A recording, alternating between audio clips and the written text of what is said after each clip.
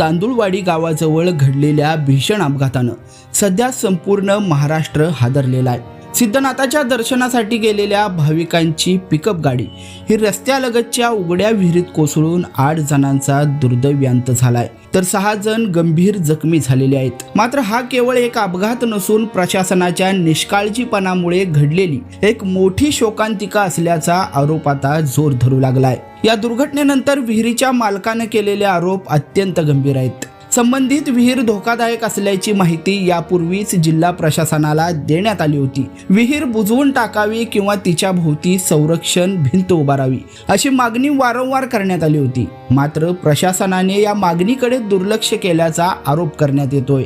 याहून धक्कादायक बाब म्हणजे सार्वजनिक बांधकाम विभाग, MSRDA किंवा संबंधित यंत्रणांकडेही या ठिकाणी कठडे उभारण्याची मागणी ग्रामस्थांकडून सातत्याने करण्यात आली होती। रस्त्याचं काम सुरू असताना ठेकेदारालाही या धोकादायक विहिरीभोवती संरक्षण व्यवस्था उभारण्याची विनंती करण्यात आली होती। मात्र हा रस्ता तयार झाला, वाहतूक सुरू झाली, पण सुरक्षेच्या उपाययोजना मात्र कागदावरच राहिल्या। आज या निष्काळजीपणाची किंमत 8 निष्पाप जीवांनी आपल्या प्राणांची आहुती देऊन चुकवली आहे। जर वेळेत कठडे उभारले गेले असते, संरक्षण भिंत बांधली गेली असती किंवा किमान धोक्याची सूचना देणारे फलक लावले गेले असते तर कदाचित हा अपघात टाळता आला असता, अशी भावना स्थानिक नागरिक व्यक्त करतायत। प्रश्न असा आहे की प्रशासनाला वारंवार सूचना देऊनही कोणतीही कारवाई का करण्यात आली नाही? संबंधित विभागांनी या धोक्याकडे जाणीवपूर्वक दुर्लक्ष केलंय का? आणि जर असं असेल तर या 8 मृत्यूंसाठी जबाबदार कोण? असा प्रश्न आता या अपघाताच्या निमित्ताने उपस्थित होत आहेत। यापूर्वी दिंडोरी येथील अपघातानंतर विहीर मालकावर गुन्हा दाखल करण्यात आला होता। मग तांदुळवाडीच्या या प्रकरणात सुरक्षेच्या मागण्या वारंवार करूनही दुर्लक्ष करणाऱ्या अधिकाऱ्यांवर आणि संबंधित ठेकेदारांवर जबाबदारी निश्चित होणार का? त्यांच्यावर गुन्हा दाखल होणार का? असा प्रश्न आता उपस्थित होतोय।